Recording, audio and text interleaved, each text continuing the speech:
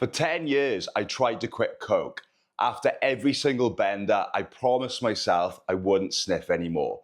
But every Friday or Saturday, I'd find myself back on the bag. I was stuck in an entire cycle that lasted for over a decade. Today, I'm 5 years sober and I've built a business helping high-achieving men quit alcohol and coke for good. And I've accumulated over 25,000 people follow my journey. But none of that happened because I became more disciplined. And in this video, I'm going to show you exactly what changed. Guys, I have helped multiple business owners and high-achieving professionals remove coke and alcohol for good. I have a free training video below that shows how I help. And you can also book a free call with me also as well. Why I couldn't quit. Just like you, I genuinely wanted to quit.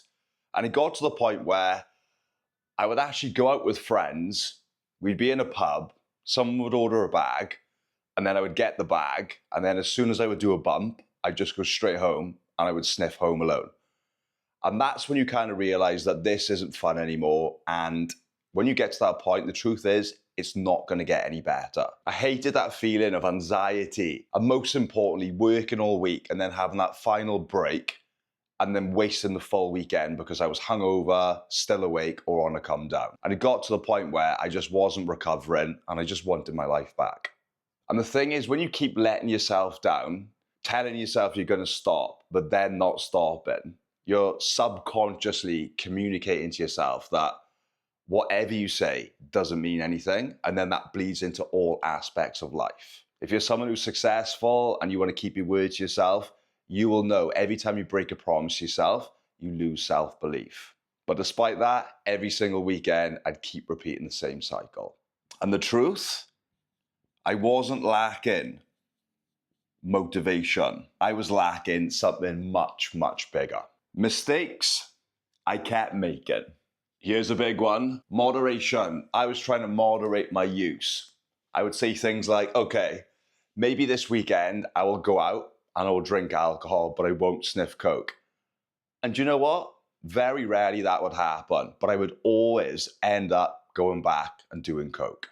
I also used to have kickboxing fights. So I would train for like maybe 12 weeks, 8 to 12 weeks where I'd be sober. And then as soon as I would have my fight, the first thing I would do is I would go and I would have a bump of coke as soon as I finished my fight, win, lose or draw. And I've actually told this story before, but I actually picked up the night before a fight, went home, decided to have a couple of keys, a couple of lines and clean my bedroom. And I actually stayed awake all night. The next day, I had a kickboxing fight in a cage and I got battered pillar to post for 3 rounds. I got KO'd in the 3rd round. Special occasions. If you think that you can just stop for 3 months and then you can have that holiday in Ibiza, whatever event you've got, you'll be sadly disappointed because that will slowly trickle into the weekend after that, and before you know it, you'll be back to square one. No special occasions. Another big one for me was relying on willpower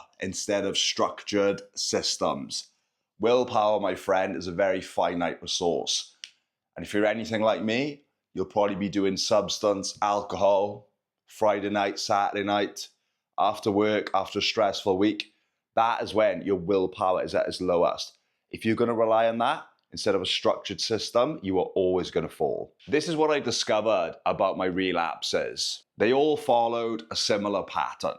The first one is letting off steam. Hard day at work, let's get a drink, let's do a bag. Close a deal, meet a deadline, let's go for a drink, have a bag. Argue with our missus, lock ourselves away in the separate part of the house, have a few drinks, eventually order a bag. I kept repeating the same pattern time and time again.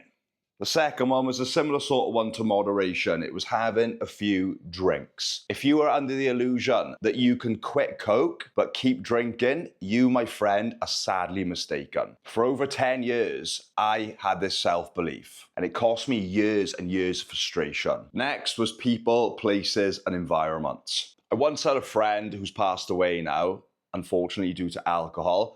And I remember he said this one thing to me and it's always stuck to me, and I tell my clients this story all the time. He said, Ben, every time I see our mate, I look at him and he just makes me want to get on it. And surely enough, every time they would meet up, they would drink alcohol and they would do coke. This is what I realized about myself. Every time I was around these certain sort of people, it would almost make me feel like I was obligated to go for a drink with them because we couldn't just actually hang out and do normal things sober. I only knew the intoxicated version of them.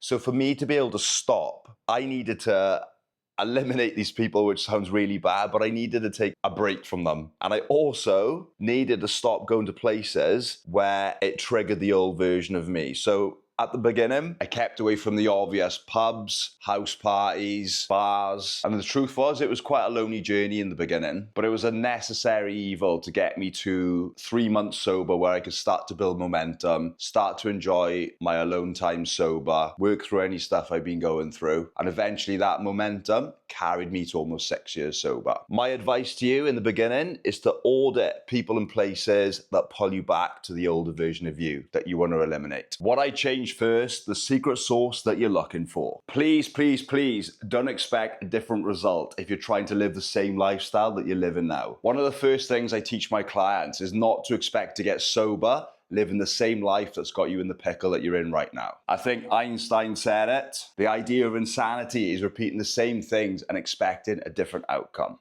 Next up is routine. The first thing I did was change my routine. Now, every single day starts depending on how you plan your mornings. I would wake up at around 6 a.m. and I would go straight to the gym. The reason I do this, or did this rather, is because when we get ourselves in a high frequency state, the likelihood that the day is going to go as planned is a lot higher than if we roll out of bed, rush to work, become stressed. Go to the gym. Exercise. It will make you eat healthier. It will make you make better decisions. You'll feel more energized. You'll feel more happier. As a result, you will be less stressed. Plus, I can guarantee if you get up early in the morning, you'll go to bed earlier at night. And that boredom, when you're sitting there after work and you've got nothing to do, and you're twiddling your thumbs and you pick up your phone and you ring the guy to get a bag, that won't happen. Basic stuff, guys. Redesign your environment. As we said, stay away from pubs, clubs, bars, anything where there's alcohol or people that are going to tempt you into doing the things you don't want to do. And habits is one that's very dearly to my heart. A lot of people call coke addiction addicts, alcoholics. I believe that alcohol, coke, whatever substance you do is a bad habit, and habits can be replaced.